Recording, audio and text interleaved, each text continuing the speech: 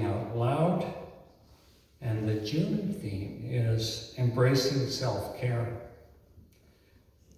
To live your life to the fullest, self-care must be embraced in daily practice to help you remember who you are.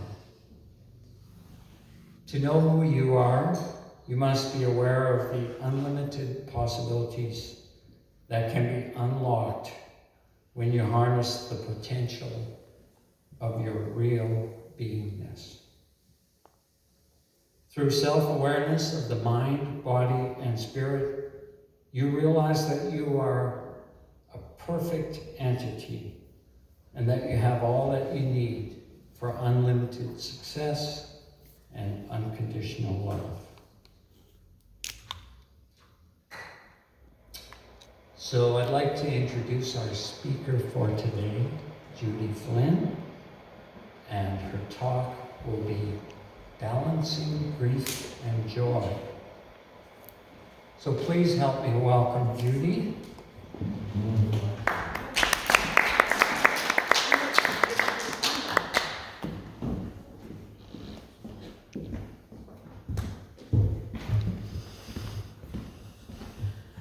Good morning.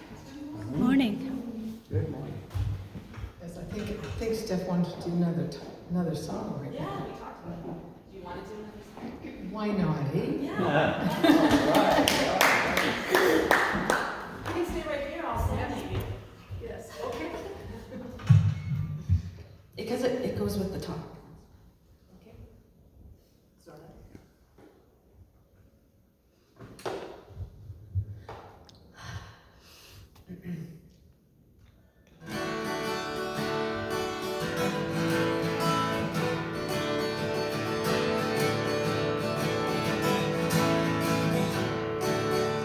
Take me to the breaking of a beautiful dawn. Take me to the place where we come from. Take me to the end so I can see the stars. It's only one way to mend a broken heart.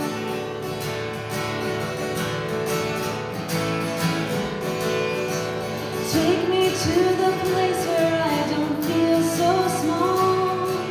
Take me where I don't need to stand so tall. Take me to the edge so I can fall apart. There's only one way to mend a broken heart. Take me where love isn't up for sale. Take me where our hearts are not so frail. Take me where the fire still owns its spark. There's only one way to mend a broken heart. Teach me how to see when I close my eyes. Teach me to forgive and to apologize. Show me how to love in the darkest dark. There's only one way to mend a broken heart.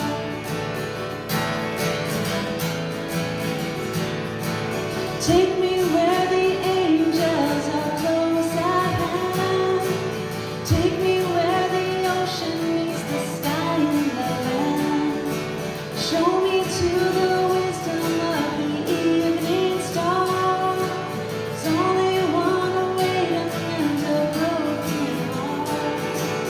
Take me to the place where I feel no shame. Take me where courage doesn't need a name. Learning how to cry is the hardest part. There's only one way to mend a broken heart.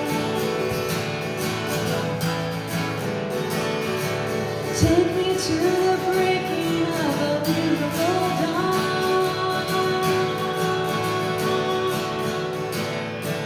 Take me to the place where I come from.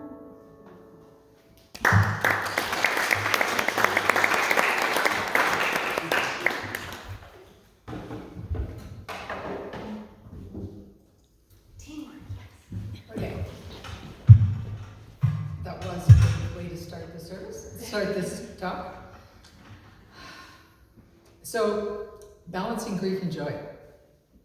My normal process is ahead of time, I read through the material a couple times and then I just sort of let it percolate. And all week long I've had this thing going through my brain saying, if you can't cry, you can't laugh. And that was a hard lesson for me at one point. And when I went through the summary of today's topic, looking what they had to say about crying and laughing, they didn't. It came from me, so it was something inside that came up to be talked about. So I had a childhood message of not crying. And we were a very stoic family. I remember at my grandpa's funeral, sitting in the limousine on the way to the cemetery, somebody in my family said, "What a good girl Judy is. She doesn't cry." And I go, "Oh, really? That's good."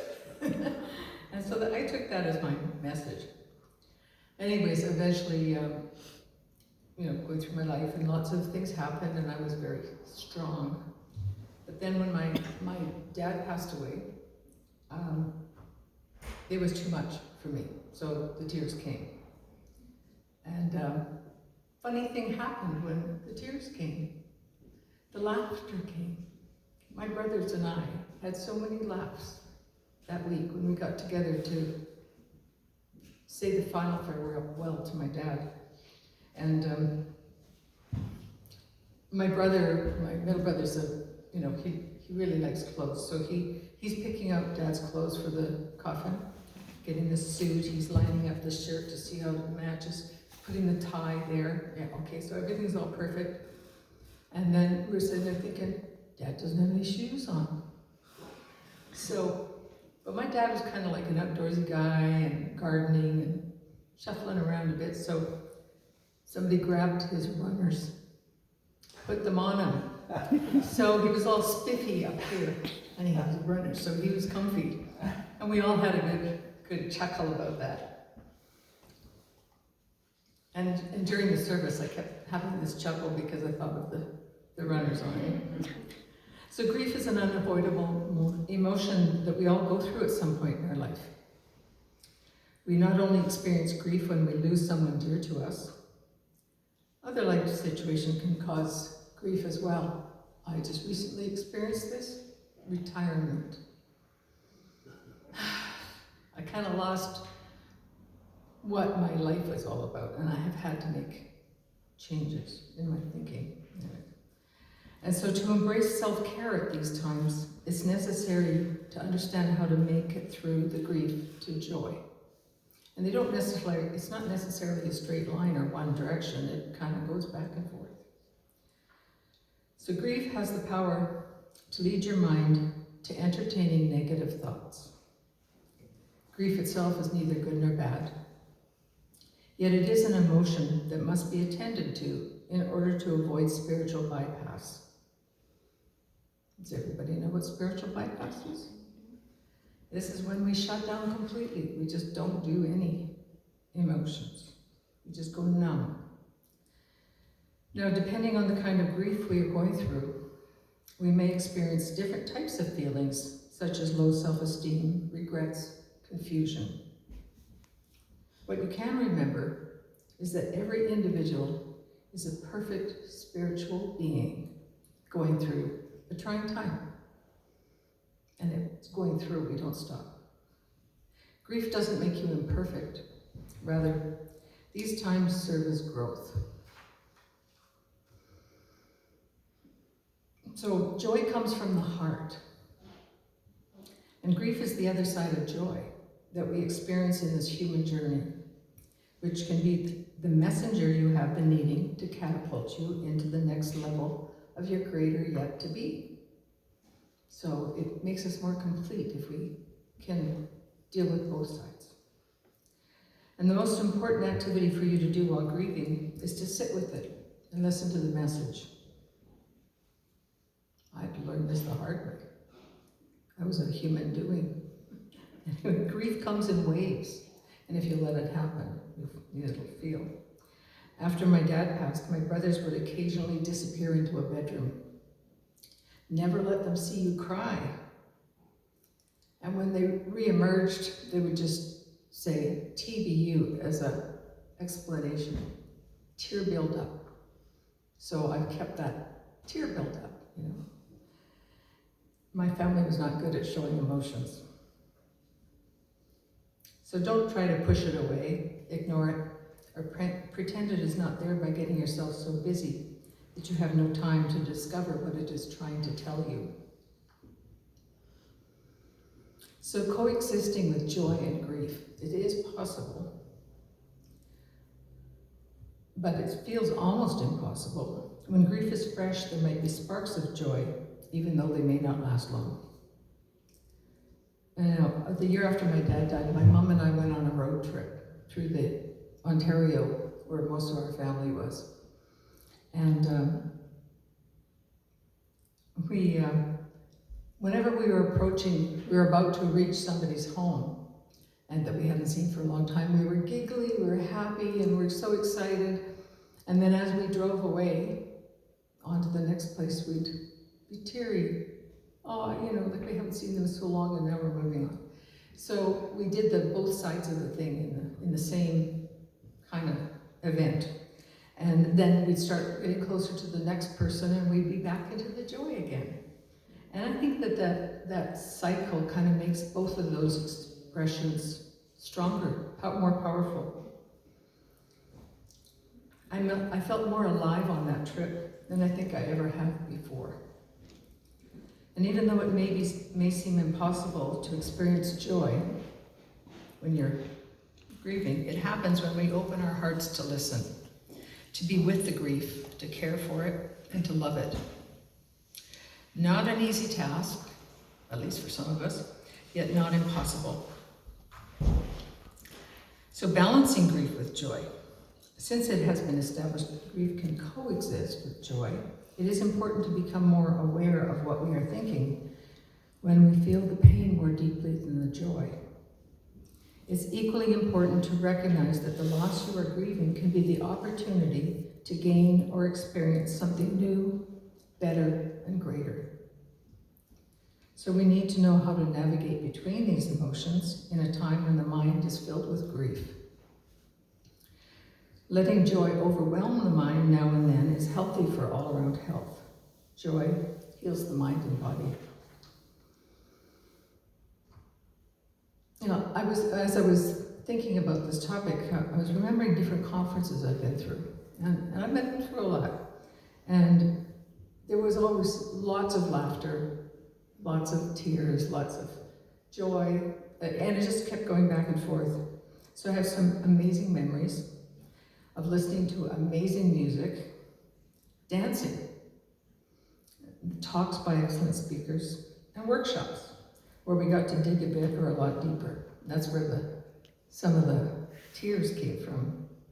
And we got to meet people from all over. These conferences taught me to be present to my feelings. I learned how to laugh and cry in front of people, which was kind of tough for me. At the end of the conference, I always felt amazing. I felt complete. I purged all that stuff that was built up inside of me. I felt like I could do anything. And I left with tears as I said farewell to all the friends I had made. That's the result of balancing grief and joy, of being real. So it is unhealthy to stifle grief. If there's grief in mind, it doesn't hurt to allow yourself to feel it to its fullness. Sometimes I would feel like I was stuck. There was something going on. And since I wasn't real familiar with my feelings, I didn't know how to get at them, I would just go, I had some songs that I could put on that made me cry. Or read the cards that I received, or whatever got me to that place. I'm the logical person, you know? It is unhealthy to stifle grief. If there's grief in mind, it doesn't hurt to allow yourself to feel it in its fullness. However, every time you feel grief, it is important to give joy some space. Grief never goes away, because it is part of the human emotions that we are here to experience. At times, grief might seem dormant. It is still important to keep your mind healthy by doing your spiritual practices and the activities that bring you joy, like music. Find refuge in your spiritual practices. Connect more intimately with your spiritual community, or find professional help that can guide you through the challenging times that grief takes you through. Bottom line, you don't have to do it alone. The good news that as a spiritual being having a human experience, we have the ability to think, create, and implement. We can create joy, I'm losing this, even when it seems absent. We have the power to harness the joy and live a happier life. And that's what we're here to learn how to do. But that's even in the midst of grief and uncertainties. Your source of joy is within you. So it is always here ready to be expressed through you. Grief is unavoidable. We're all going to lose somebody or something important to us at some point in our life. Let's not stop us from living a full, whole, and happy life. Become aware of the gift behind the grief. Oh, I'm losing this. I love that amusement. And it can bring joy if you let it.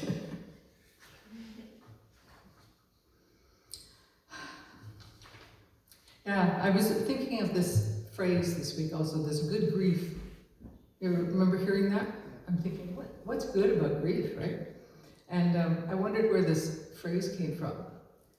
So I asked Mr. Google. And apparently, well, I mean, it's used as an expression of shock or dismay. But originally the expression was, good God. But the creators of Charlie Brown figured they couldn't use good God in the cartoon because it might offend somebody. So they changed it to good grief. And that's just a little tidbit about grief. So I know that allowing ourselves to experience all of life, the good, the bad, the ugly, you know, it's very important for our spiritual growth. I know that every time that there's been some hard thing that comes up in my life, it's always propelled me further forward in my spiritual growth. And I end up being grateful for it. Maybe not at the beginning, but eventually. And I think I found this place because of that experience of my dad dying. And I'm so grateful that I did, because it's taught me so much about who I am, how the world works. I've met so many people, I've experienced so many things, conferences here and California, different places. And I feel like I've got this network of friends, people that I can trust, that I know and I've experienced things with. They're all over the place, from California back to Toronto. And there's a bunch of us here that have shared memories at these conferences.